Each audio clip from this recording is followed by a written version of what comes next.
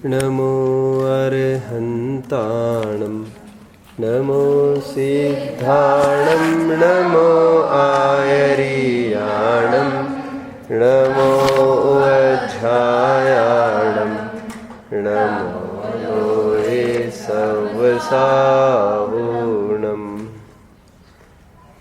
पूर्व हमारी 6 कक्षाएं हुई, जिसमें अभी तक हमने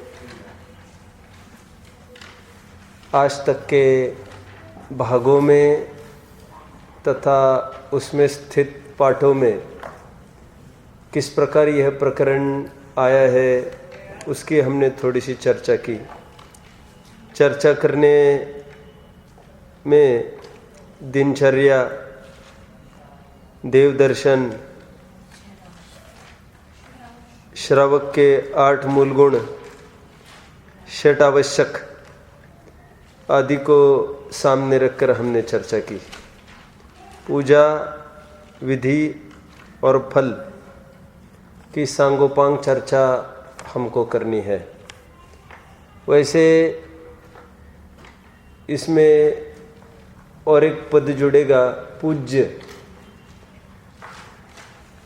पूज्य के प्रति पुजारी की जो क्रिया संपन्न हुई वही पूजा कहलाती है। तो सबसे पहले पूज्य का स्वरूप समझना जरूरी हो जाता है।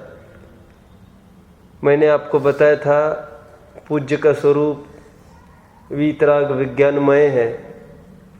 जैन दर्शन में वीतराग विज्ञानता को पूज्य के स्थान पर बताया गया है। लोक में कोई लौकिक उपलब्धि को प्राधान्य पूज्यता दी जाती है। ये लोकोत्तर मार्ग है। इसलिए एक भाव में कोई कार्यकारी सामग्री हो, उसको यहाँ पर कुछ भी इम्पोर्टेंस नहीं है।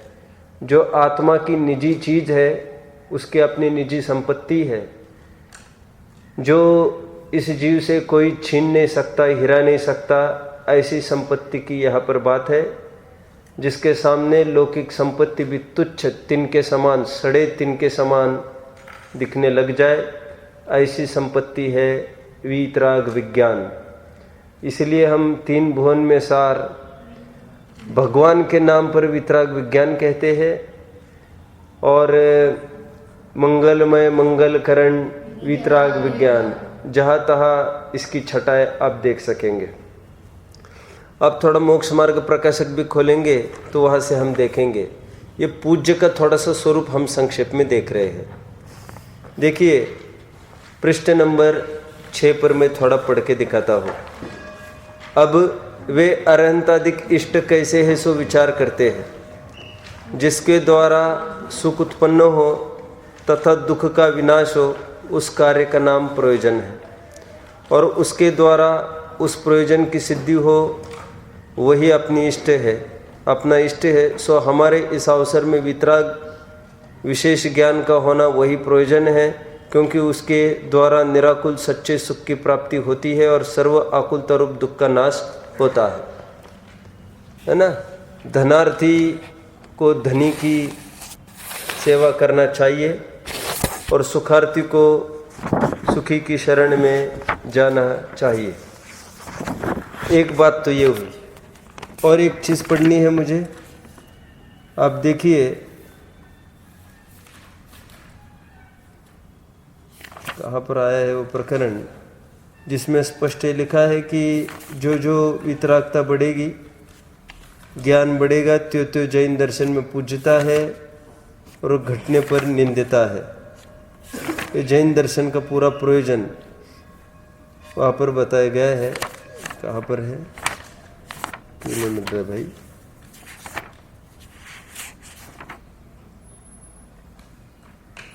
देखेंगे, मिला मैं आपको बताऊंगा।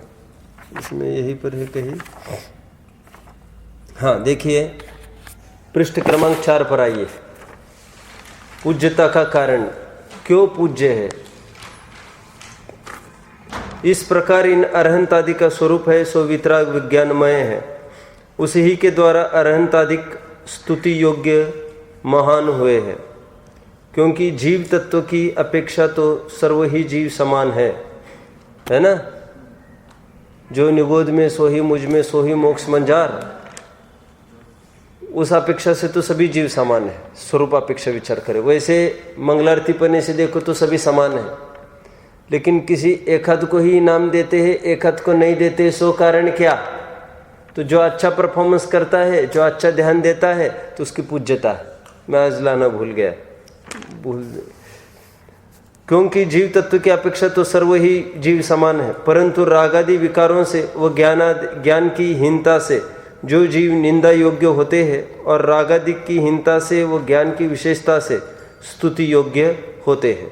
निंदा योग्य और स्तुति योग्य कौन, उसकी चर्चा की।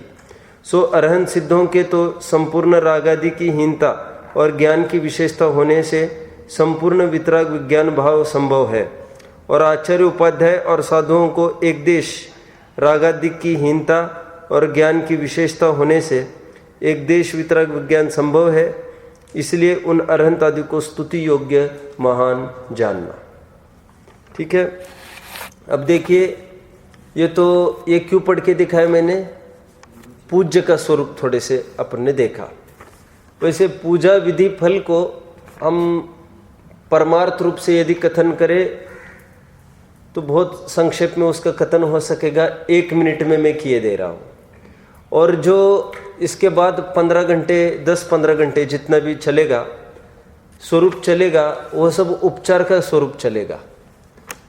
पूजा विधि फल, तो परमार्थ पूजा क्या है?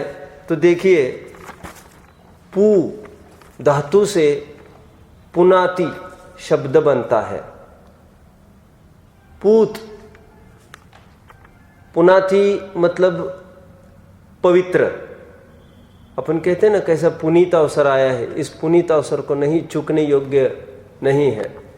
पुनीत कहो, पुनाति कहो, पवित्र कहो। पूत मतलब साफ करना, छानना। ये संस्कृत डिक्शनरी के मीनिंग बता रहा हूं मैं आपको। छानना मतलब कोई छाननी से छानने की बात नहीं है। इन्होंने छान लिया ना, क्या छान लिया इन्होंने? सब दुर्गंध छान ली है। क्या होता है उसको, क्या कहते हैं? सीव्स होती ना, सीव्स। सीव समझते हो? चलनी। देखो, जैसी वस्तु होती है उसको वैसी होती है। जैसे फिल्ट्रेशन है, क्रिस्टलाइजेशन है, सेडिमेंटेशन है, फ्लोटिंग है। आप नहीं समझ रहे कोई मेरी बात को? इम्प्यूरिटीज को अलग करने के लिए आज के विज्ञान में अलग अलग साधन बताए जाते हैं। सेडिमेंटेशन में क्या किया जाता है? उसको नीचे सिंक हो जाता है, नीचे बैठ जाता है। फ्लोटिंग में हमारी माताएं बहनें तीली वगैरह धोती है, तो धोने के पहले थोड़ा सा बिन लेती है और फिर कचरा निकालने के लिए पानी डाल देती है। ऊपर जो तैर के आता है उसको अलग कर देती है। किसी में क्रिस्टलाइजेशन भी होता है, उसमें हीटिंग होता है, उसमें बॉइलिंग होता है, आदि आदि। और यहाँ पर ये भगवान ने केवल स्वयं को आत्मा मानकर, यहाँ पर ऐसा कुछ नहीं करना है। यहाँ पर तो परद्रव्य से जो भिन्न स्वयं को अनुभवेगा तो उसकी विकृति का अभाव होगा। साफ करना, ये क्यों अर्थ कर रहा हूं मैं? पूज्य का मैं पू धातु से बना ये कह रहा हूं। पूजा का स्वरूप हमको देखना है, छानना। तो पूजा करना मतलब क्या करना? हमारे रागादि विकारी भावों को छानना, साफ करना, हमारी आत्मा को पवित्र बनाना। पूज का अर्थ डिक्शनरी में, अमर कोश में ऑनर, प्रेज, रिस्पेक्ट, वर्शिप, सत्कार, ये सब बातें उसके लिए दी है। ओके, एक बात फलित हो रही है, किसमें चावल वावल कुछ ही नहीं बीच में आ रहा है। तो पूजन करना मतलब आदर करना। और सच्चा आदर कहाँ से होता है? आत्मा से ही होता है आदर। ये बात दूसरी है। देखो, हमारे घर मेहमान आए तो हम आदर की, हम उनको कहते आइए आइए, बैठिए, भोजन करिए। ये क्या है? यह तो आदर की अभिव्यक्ति है। ये क्या है?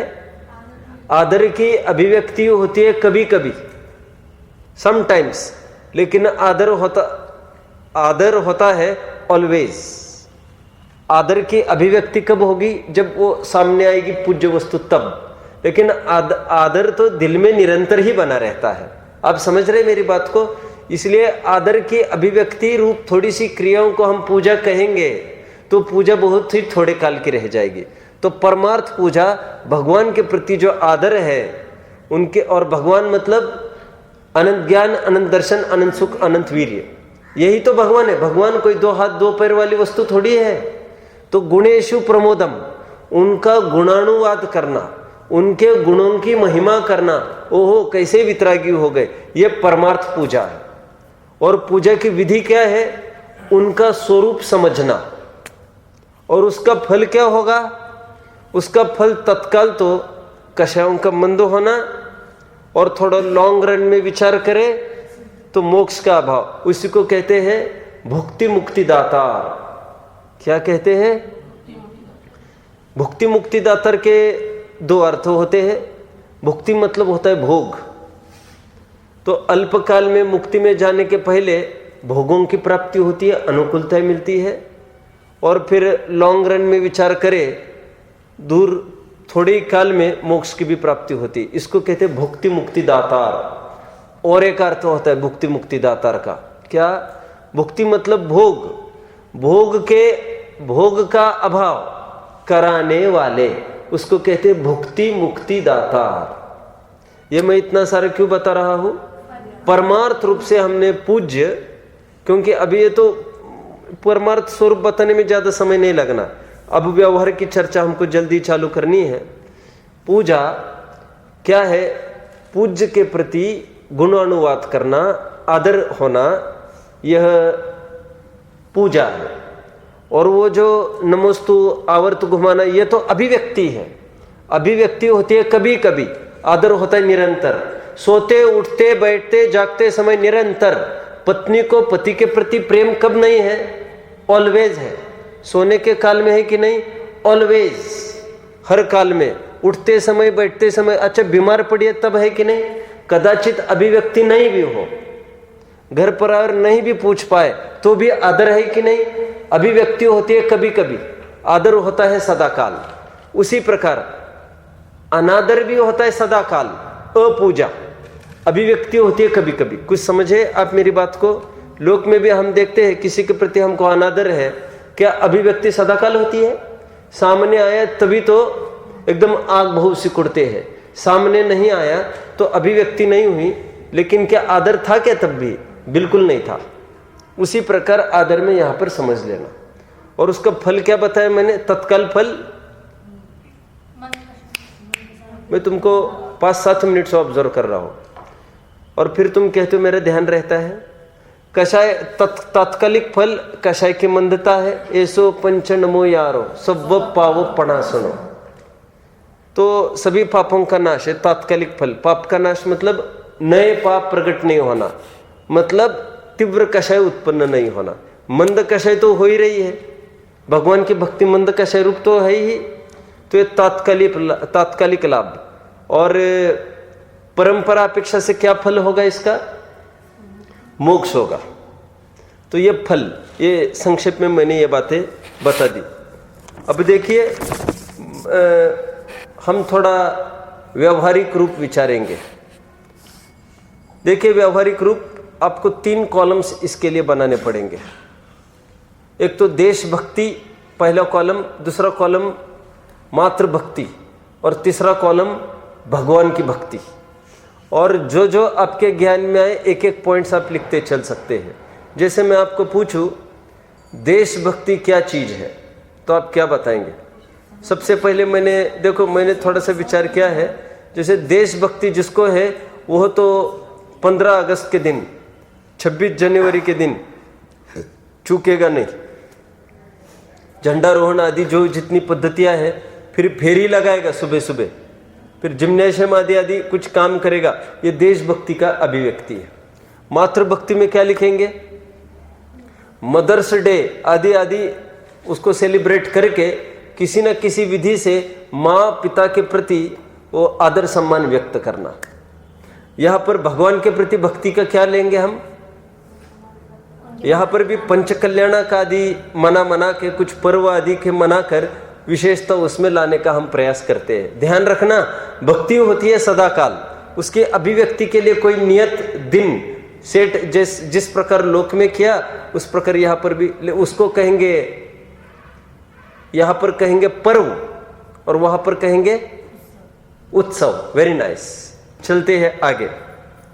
ठीक उसी प्रकार लोक में देखो, सेकंड पॉइंट, कोई देश के प्रति गाली देवे हम बर्दाश्त कर सकते हैं? कोई हमारी माँ को गाली देवे हम बर्दाश्त करते हैं? हम तो वंदे मातरम कहने वाले हैं।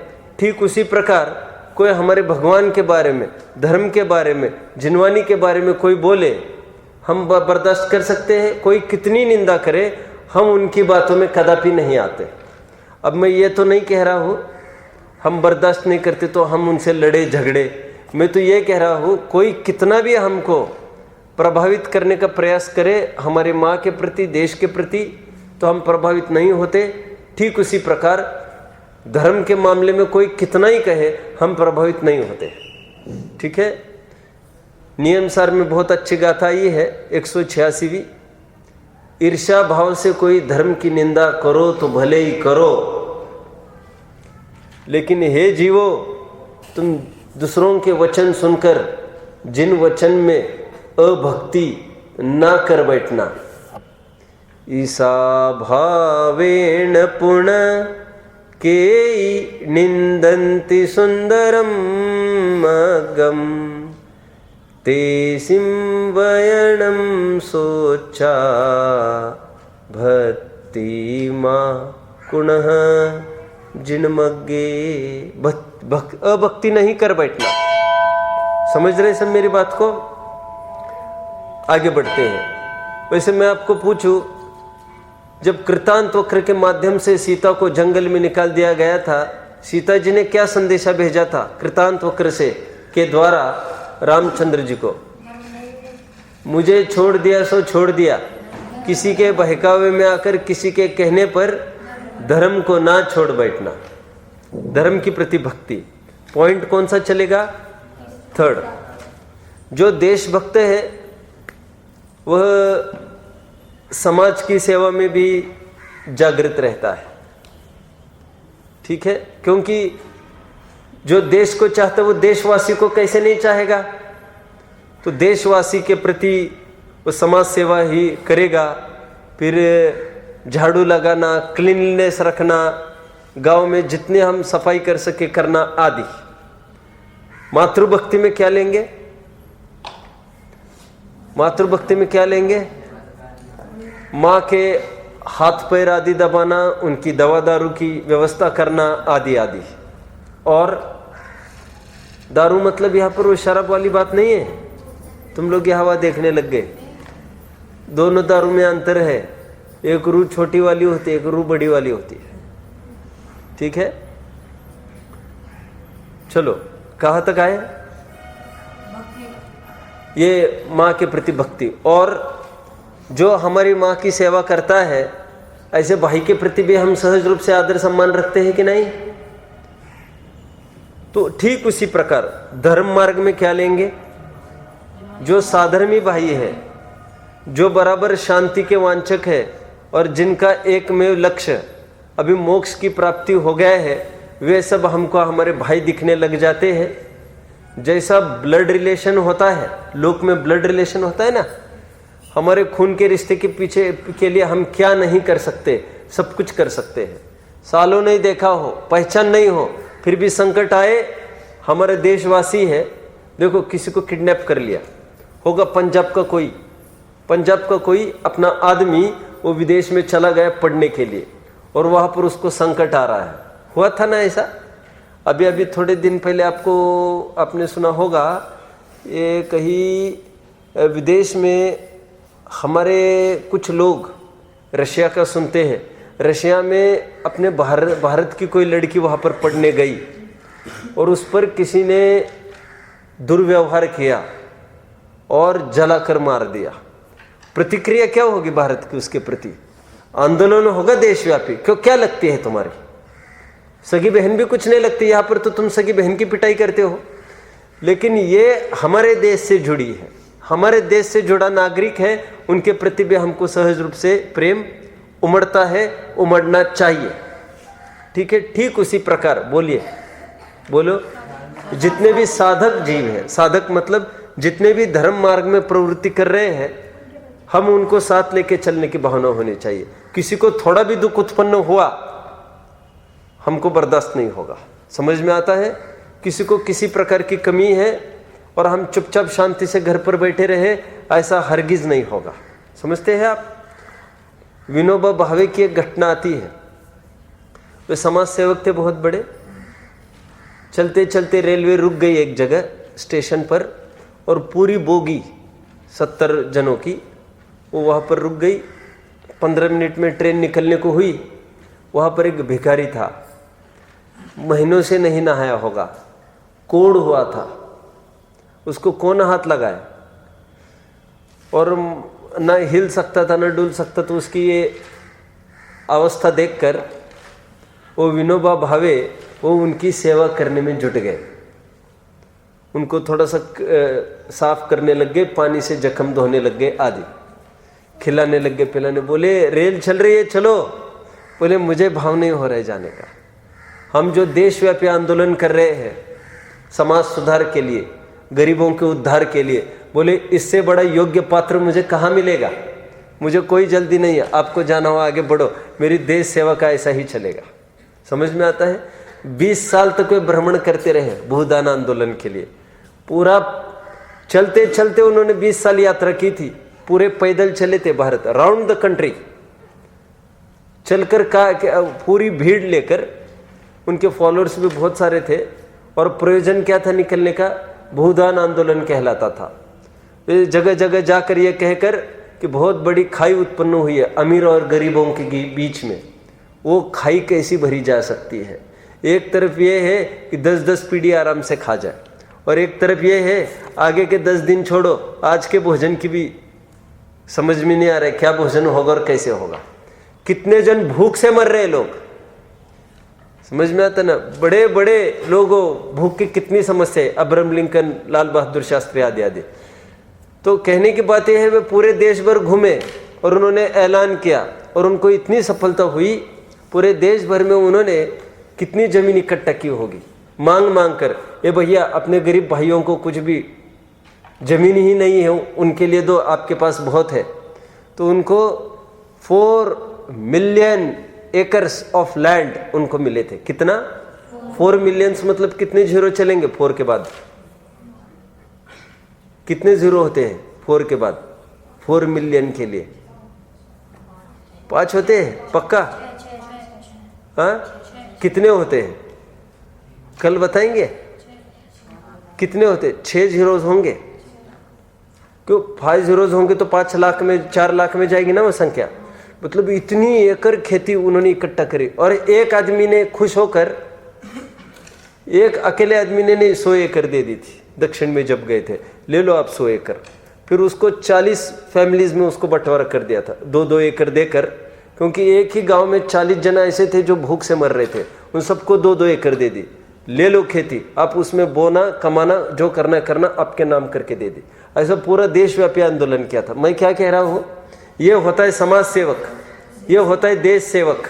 देश प्रेमी वो होता है, पैट्रियट वो होता है जो देश के एक भी जन को गरीब भूखा नहीं देख सकता। वो गांधी जी की प्रतिज्ञा थी। क्या प्रतिज्ञा थी? बापूजी को एक छोटा बच्चा आकर कपड़ा देना चाहा तो उसने क्या कहा था? उन्होंने क्या कहा बापूजी ने? कपड़े लूंगा, लेकिन मेरे 40 लाख भारतवासी मेरे भाई हैं, उनको कपड़े की व्यवस्था हो तो मैं भी कपड़े पहन लूंगा। समझ में आता है? चलो आइए अपने प्रकरण में, मुझे तो क्या कहना है। और गांधी जी ने पूरे जीवन भर, actually he came from a very royal family, बहुत समृद्ध घराने के थे गांधी जी, बहुत बड़े घर के थे, धनाढ्य, और पूरा उनका लाइफस्टाइल भी वैसा ही था। दोस्त मंडली भी एकदम बड़े बड़े घर की थी। लेकिन देखो कैसा चेंज हो गया, थोड़ी देश सेवा की उमंग हो गई, सभी पूरी प्रॉपर्टी का विभाजन भारतवासियों में कर दिया था, और जीवन भर चरखा चला चला के, चक्की चला चला के अपना पेट भरा था उन्होंने। समझ में आता है कि हमारे भाई भूखे रहेंगे और कैसे काम चलेगा, हम बोरों के बोरे घर में दबा कर रखे, नहीं होगा ऐसा। तो यहाँ पर भी भगवान की प्रति भक्ति मतलब क्या लिया है मैंने, साधर्मियों की सेवा करना।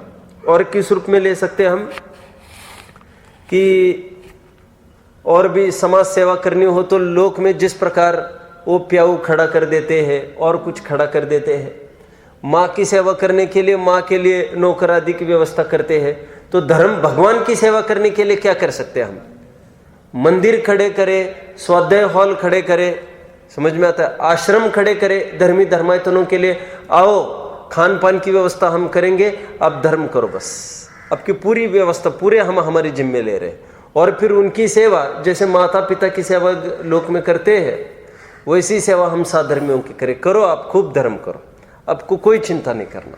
समझ में आता है। तो ये चार्ट बना है, कितने पॉइंट्स बने इसके, 4 पॉइंट्स बने हैं क्या, चलो ठीक है, मुझे तो दिखाना इतना ही है। ये सब व्यवहार भगवान की भक्ति है। भगवान की कैसी भक्ति है, ये व्यवहार भक्ति है। परमार्थ भक्ति क्या होगी भगवान की, बारंबार मैं कह रहा हूं, परमार्थ भक्ति तो थोड़े से लाइन में कही जा सकती, क्या है, भगवान के स्वरूप में रीझना। और आगे चलो, आगे बोलो, भगवान समान अपना स्वरूप है उसमें रीझ जाना, यह परमार्थ भक्ति है।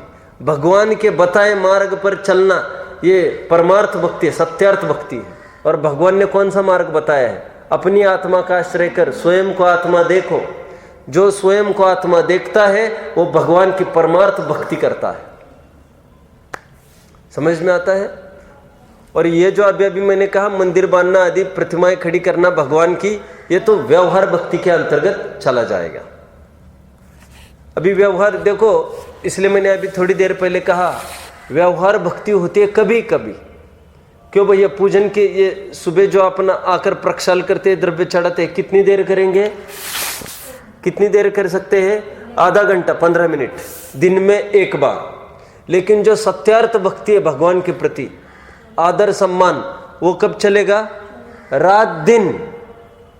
प्रहलाद को बोलो आँख उठाओ, वहां पर कौन दिखते थे, प्रहलाद नहीं जानते आप, प्रहलाद आँख उठाओ, कौन दिखता था प्रहलाद को, विष्णु।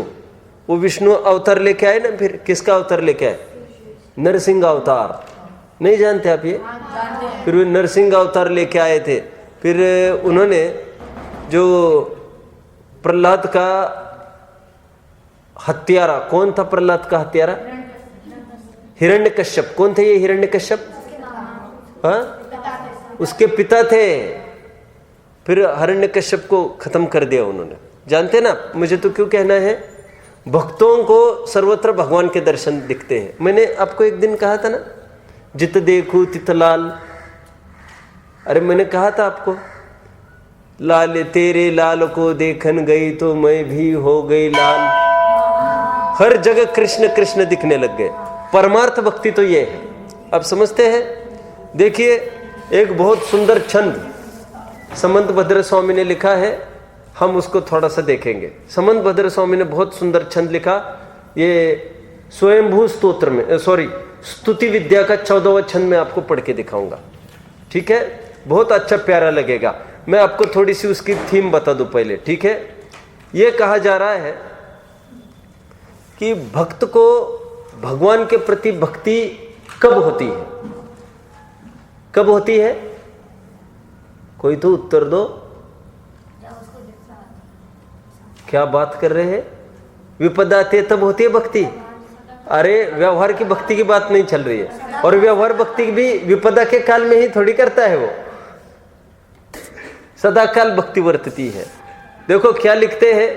तो मेरा ये प्रश्न है, क्यों सोते समय भक्ति हो सकती है भगवान की, हो सकती है भक्ति। निरंतर उनका चिंतन करके सो रहे हैं।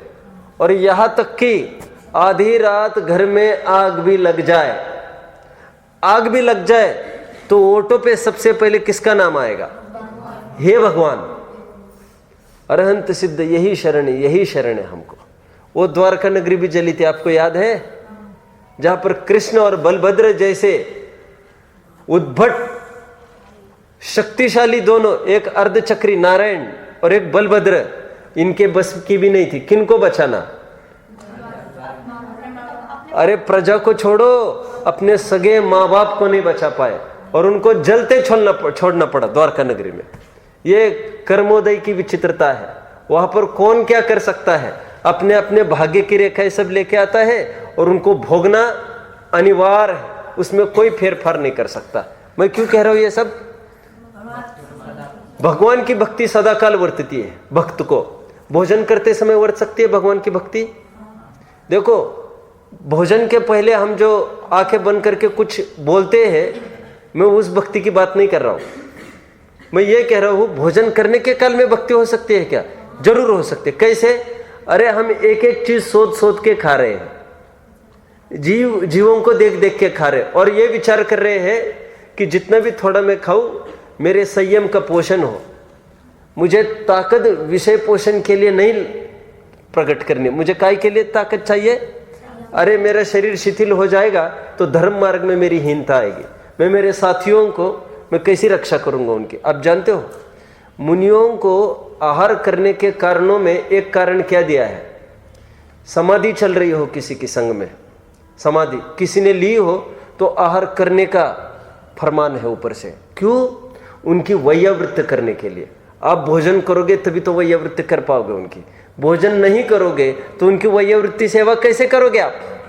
और उनकी वैयावृत्ति नहीं करोगे तो आगे बोलो उनकी समाधि ढंग से नहीं होगी। अटेंडर बनकर तुमको 24 घंटे उनके सामने खड़े रहना है। किनके सामने? क्यों? ये कभी भी जा सकते हैं अभी, और जाते समय यदि उनके परिणाम ढीले रहे तो पूरा तुम्हारे माथे आ जाएगा कि तुमने साधर्मी के नाते तुमने क्या किया। गांधी जी, आपको पता है गांधी जी के पिताजी का मरण जब हुआ, मैंने कभी बताया था आपको, बहुत दर्दनाक मरण हुआ। गांधी जी ने अपने ऑटोबायोग्राफी में सबसे दुखद प्रसंग के रूप में इस प्रसंग को याद किया है। डॉक्टर ने कह दिया था 2-4 दिन के मेहमान हैं, ज्यादा टिकने नहीं है ये। तो गांधी जी को ये कहा था कि कोई ना कोई अटेंडर इनके पास निरंतर होना चाहिए, ऑलवेज। गांधी जी ने ठीक है कहा, और हुआ यूं कि गांधी जी को अचानक कुछ भाव उत्पन्न हुआ। बताओ, ऑटोबायोग्राफी पढ़ लेना, वैसे इतना तुच्छ भाव पैदा हो गया उनको कि पत्नी के साथ रमण करे। शादी तो नई हुई थी वैसे। तो वे थोड़ी देर के लिए अंदर गए कमरे में, बाहर आकर देखते हैं पिताजी ने दम तोड़ दिया था। उन्होंने सबसे दुखद प्रसंग के रूप में इसको याद किया, फिर जीवन भर अखंड ब्रह्मचर्य पाला। ये थोड़े से विषय का शयन है, डॉक्टर ने कहने पर भी हम इतना नहीं कर पाए। मैं क्यों कह रहा हूं इतना सारा? देखो, जीवन भर स्वयं सक्षम रहते हैं सभी, मरण के काल में एकदम हेल्पलेस एंड होपलेस हो जाते हैं सभी। हर एक को लगने लगता है कोई अपना पास में हो, तो इस समय में उनको अकेला नहीं छोड़ना चाहिए। और उनको करना कुछ नहीं है, कॉन्फिडेंस आपको देना है, कुछ नहीं, जीव मरता नहीं है। ये वस्त्र को छोड़कर नया वस्त्र मिलेगा, एंजॉय, ये कॉन्फिडेंस आपको देना है। मैं इतना सारा क्यों कह रहा हूं? मैं इतना सारा क्यों कह रहा हूं? जो सच्चा भक्त है उसको भक्ति सदा काल वर्तती है। मैं तो ये कह रहा हूं, भोजन करते समय क्या विचार करता है? थोड़ा कुछ भोजन करूंगा तो तपश्चरण में, साधना में बाधा नहीं आएगी। 1, साधर्मी की सेवा कर सकूंगा। 2, और उसमें भी जो भक्ष्य सामग्री है उसी को खाऊंगा, जो कम हिंसक सामग्री है उसी को खाऊंगा। और कितना दुर्दैव है कि नहीं, किसी जीवों का घात कर करके हमको अपना शरीर पुष्ट करना पड़ता है। ये भी निरंतर सोच रहा है, ये भी भगवान की ही भक्ति है। क्या क्या क्या कहा मैंने? समझ में आता है? देखो, अन्य मत में तो ये माना है service to man is service to God. तो किसी आदमी की सेवा करते हो तो वही ईश्वर सेवा है, मानते हैं लोक में। तो क्यों कहते हैं each and every person is the messenger of God? उसमें भगवान का ही रूप देखो, उसको सेवा करके तुम भगवान की सेवा कर रहे हो।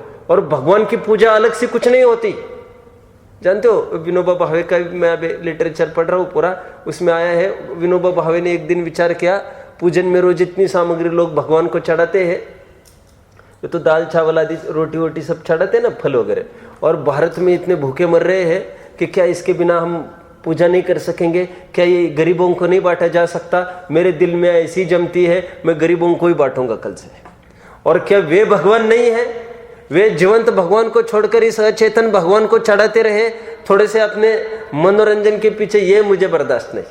मुझे तो थोड़ा सा उसको रूपक बताना है। क्या बताना है? कि भगवान का रूप इनमें देखो आप। तो ऐसा हर एक घड़ी में विचार, बोलो झाड़ू लगाते समय भगवान की भक्ति कर सकते हैं? विचार करो कैसे? कि एक एक जीवों को देख देख कर आप झाड़ू लगा रहे हो। समझ में आता है? यार चिंटी है, उसको दुख ना हो। इसलिए मैं बहुत बार कहता हूं लोगों को, प्रवचन सुनने की अति नहीं होनी चाहिए। क्या बोला? बहुत जना ऐसा करते, बर्तन मंजने पड़े हैं, कपड़े धोने पड़े, चलो प्रवचन, चलो प्रवचन। और प्रवचन सुनने में ही वे धर्म होता है ऐसा मानते हैं। तो मैं ये कहता हूं, क्यों? वो आपने बर्तन सब झूठे वैसे ही छोड़ के आए, और एक कण में भी लाखों जीव होते हैं। अभी मैं सामने देखता हूं ना, क्या हुआ कल रात में, कोई यात्री आए हैं अपने यहाँ, मैं तो नाम बताना ठीक नहीं है, तो उन्होंने कुछ फल खाए, डस्टबिन में वैसे ही डाल दिया। अब भी जाकर देख लो उसको, लाखों चिंटियां है वहां पर। हम देखो, हम और जल्दी क्यों डाला होगा उन्होंने? चलो चलो जल्दी प्रवचन सुनने जाना, चलो चलो जल्दी भक्ति सुनने जाना, चलो चलो जल्दी पूजन करने जाना। लाखों जीवों की बलि चढ़ रही, तुम कैसे भक्ति करेंगे? देखो मेरे को तो बिल्कुल नहीं जमती है बात। और थोड़ा भी अपन इसमें असावधानी रखेंगे ना, जीवों की उत्पत्ति होगी, उसको तुरंत चलो छिलके हो गए हैं, चलो जहां पर पशु तुरंत खा जाए, उसके पेट में भी चला जाएगा, जीव उत्पत्ति भी नहीं होगी। ये भक्ति है। समझ में आता है? बहुत सुंदर। यहाँ पर मैं अभी एक छंद पढ़ के दिखाऊंगा, उसमें संबंध भद्र स्वामी कहेंगे, हे भगवान मुझे तो व्यसन हो गए। व्यसन काय का? भक्ति का व्यसन मतलब मैं निरंतर आप ही की भक्ति करता रहता हूँ। मेरे हाथ मान लो आप ही के लिए अंजुलि जोड़ने के लिए बने हैं, मेरी श्रद्धा में आप ही बसे हो, मेरे स्मरण में आप ही बसे हो, और मैं एक एक चीज करता हूँ आप ही को लक्ष्य करके करता हूँ। ठीक है, मैं पढ़ता हूँ छंद, ये इसको बाद में आप नोट कर सकेंगे। पहले आते तो मैं यहाँ पर लिखता, बोर्ड भी नहीं था यहाँ पर, मैं तो काम हो जाता। सुश्रद्धा ममते मते स्मृतिरपि त्वय्यर्चनम चापिते। अर्थ चाहता हूं मैं, अर्थ कोई बताएगा? इजी है संस्कृत। अगेन सुश्रद्धा ममते मते स्मृतिरपि। क्या बोल रहे? भगवान की भक्ति कर रहे हैं, मेरे श्रद्धा में आप ही बसे हो। वो मीरा पता है ना आपको? मीरा को कैसी भक्ति हो गई थी, और वो तो कृष्ण की प्रतिमा में इतनी मुग्ध हो गई थी, तो ये किसी ने मजाक से बोल दिया था। क्या? छोटी बच्ची थी मीरा, तो वो किसी ने मजाक से बोल दिया था कि ये ले तुम्हारे पति है ये। वो तो खिलौना था, गुड्डा था, वो तो एक मूर्ति थी ना कृष्ण की, वो खिलौने जैसी थी। वो किसी ने मजाक से बोल दिया ये तुम्हारा पति है। अब वो बहुत बड़ी हो गई। किसी ने कहा चलो इसके शादी का प्रसंग आया, तो कहती ना मैं दूसरी शादी थोड़ी करूंगी, फिर मेरी शादी हो गई। किससे? आप ही ने तो कहा था शादी हो गई, फिर जीवन भर शादी नहीं की उन्होंने। इसलिए आपने सुना होगा, प्रसिद्ध स्लोगन चलता है, मीरा का मोहन। नहीं सुना आपने? मोहन मतलब ये कृष्ण। चलो मुझे क्या कहना है, मेरे श्रद्धा में आप निरंतर बसते हो। स्मृतिरपि त्वय्यर्चनं चापिते। अर्चन में, पूजन में भी निरंतर आपका स्मरण बना रहता है। निरंतर भगवान के सामने रहकर की बात नहीं चल रही है, 24 घंटे ये भगवान की भक्ति की प्रक्रिया है। इसके लिए कोई प्रतिमा की आवश्यकता नहीं, आपका स्वास्थ्य अच्छा हो बुरा हो उसकी आवश्यकता नहीं, हाथ जोड़ने की भी आवश्यकता नहीं। क्यों? हाथ टूट जाए तब भी आप भक्ति कर सकते हो। भगवान को देखने की आवश्यकता नहीं, अंधे होने पर भी आप भक्ति कर सकते हो। यह भक्ति राउंड द क्लॉक चलेगी, और सच्चा फल इसका जो होता है। आप समझ रहे हैं मेरी बात को? कौन समझ रहा है मेरी बात को? बोलो ये सस्ता मामला है कि ये अच्छा मामला है? 1 घंटा भक्ति करके छुट्टी पाना चाहते हो क्या? और ये कितनी अच्छी सुविधा है, निरंतर आप कर सकोगे। लोक में इसको अजपा जाप सुना है किसी ने? नहीं सुना है जपा जाप। अखंड जाप सुना है किसी ने? सुना है अखंड जाप? नहीं सुना आप लोगों ने। रेलवे स्टेशन कभी गए हैं? रेलवे स्टेशन में कभी ऐसे देखे होंगे तुम लोगों ने, ऐसे दाढ़ी वाड़ी वाले, पगड़ी थोड़ी और भगवे कपड़े बांध कर निकले थे, साधु कहलाते हैं। वे साधु है कि नहीं, मैं ये नहीं बोल रहा हूँ, अरे मैं आपको ना पूछ रहा हूँ, मैं तो ये कह रहा हूँ वे स्वयं को साधु कहलाते हैं। उनको पूछो तो कहते हम साधु हैं, माला टांगते हैं। कभी देखा होगा यहाँ पर एक थैली बांधी रहती है, उन्होंने देखा है? किसी को याद है क्या? जैसे वो घोड़े के गले में थैली बांधते वो, यहाँ से वो चना खाता रहता है वहाँ का, नहीं देखा? ये भी आपने देखा है, बहुत अच्छा। क्यों बार बार कौन खिलाए उसको, तो वो वही बांध देते, जब उसको भूख लगे वो खाता रहता है। अपने ऐसे साधु देखे होंगे तो फिर वो यहाँ पर थैली बांधते हैं, हाथ में बांधते हैं यहाँ थैली। एक बात समझ में नहीं आती है, थैली होती क्या है? किसने देखा पास जाकर? कभी नहीं देखा। तो पास जाकर कभी देख लेना, रेलवे स्टेशन पर मिलेगा, एक हाथ तो मिलेगा। मैं मूल तो उसकी बात नहीं कर रहा हूँ साधु की, मैं तो ये कह रहा हूँ वो साधु वो ऐसे एक थैली लेके चलता है। आप देखेंगे थोड़ा झांक कर, उसमें होता कुछ नहीं है थैली में, उसमें हाथ में माला है बस, उसके थैली में कुछ ही नहीं है। तो थैली काहे के लिए बांधता है वो? मालूम क्यों बांधता है वो थैली? देखो वो थैली बांधना आप मुझे बताएंगे कि उचित है या अनुचित है, क्यों होना चाहिए अथवा क्यों नहीं होना चाहिए, मैं आपको पूछूंगा। वैसे आपको क्या लग रहा है? हेतु सहित आप उत्तर दो, ठीक है कि अठीक है, और हेतु दो। देखो वे उसको अखंड जाप कर रहा हूं मैं, ऐसा बोलते हैं। क्या बोलते वे? अखंड जाप मतलब निरंतर दिन भर वो माला नहीं छूटती उनके हाथ में। हालांकि जब भोजन करते होंगे तब तो छुट्टी होगी, तो भोजन दूसरा थोड़ी ना कराएगा उनको। तो अखंड जाप तो वैसे ही नहीं रहा उनका। हम तो कितने अच्छी बात बता रहे हैं, बिना माला के अखंड जाप हो सकता है। क्यों? स्मरण तो अपनी चीज है ना, उंगलियां घुमाना अपनी चीज थी नहीं। अब उन लोगों ने क्या किया, अखंड जाप मतलब ये समझते निरंतर ये करना। अब देखना कभी जाकर भी निरंतर चलता रहता है उनका। और चलते चलते क्या करते फिर, ए भैया वो रेल कहाँ जा रही है? वो जाएगी फिर आगरा जाएगी। अच्छा अच्छा, ए भैया, ए मूंगफली वाले, ए मूंगफली 50 पैसे की मूंगफली करना, चलो खुले नहीं है फिर तुम। सब बातें करते रहते दुनिया की, और ये हाथ चलता रहता है। जब थैली क्यों बांधे वो भी सुन लो थोड़ा। थैली तो इसलिए बांधे उन्होंने, अरे भैया फिर यदि आंख लग जाए, झपकी लग जाए तो माला गिर सकती है, तो हमारा भांडा फूट जाएगा ना। भांडा फूटना नहीं समझते आप लोग, पोल खुल जाएगी हमारी कि ये सो रहा था, तो ये तो माला छूट जाए। तो थैली है तो लोग ये समझ रहे हैं कि हाँ माला चल रही है इसकी। ध्यान मग्न हो गए, आंखें बंद है तो क्या समझते लोग? ध्यान मग्न हो गए, विशेष साधना में चले गए, समाधि में चले गए। तो वो फिर थोड़ी सी उनको ख्याल में आ रहा है, अपने को नींद लगी, फटाफट झोली में से उठाते फिर चालू करते। उसको लोग कहते हैं अखंड जाप। क्या कहते हैं? लेकिन सच्चा अखंड वो तो तमाशा है, प्रदर्शन है अखंड जाप का। अच्छा, आप लोगों ने कभी देखा होगा, ये जैनी लोग क्या करते, देखना कभी आप लोगों ने कभी देखा होगा, बड़े बड़े कार्यक्रम को आयोजित करते हैं। आपने किसी ने देखा होगा, हाथ ऊपर करना, फिर कहते हैं भक्तामर का, अब भक्तामर पाठ होगा, अखंड जाप कहते हैं उसको। क्या कहते हैं वे लोग? किसी ने सुना हो तो हाथ ऊपर करना। सुना है? अखंड भक्तामर का सुना है? नमोकार मंत्र का सुना होगा आप लोगों ने? सुना, सबने सुना। अखंड पाठ में क्या होता है, थोड़ा एक जन खड़ा रहकर बता सकेगा तो होता क्या है वैसे? है कोई स्टॉप नहीं करते, मतलब क्या होता है? सुनो, मैं बता रहा हूँ होता क्या है।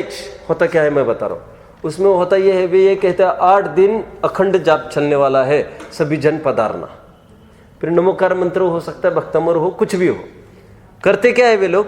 वे करते ये है कि जैसे उनको भूख लगी, वे उड़ जाते हैं, फिर घूम घाम के आ जाते हैं, और फिर दूसरा जन कंटिन्यू करता ही रहता है। फिर अब एक अब तुम घूम के आओ, तो अखंड तुम्हारा कहाँ रहा?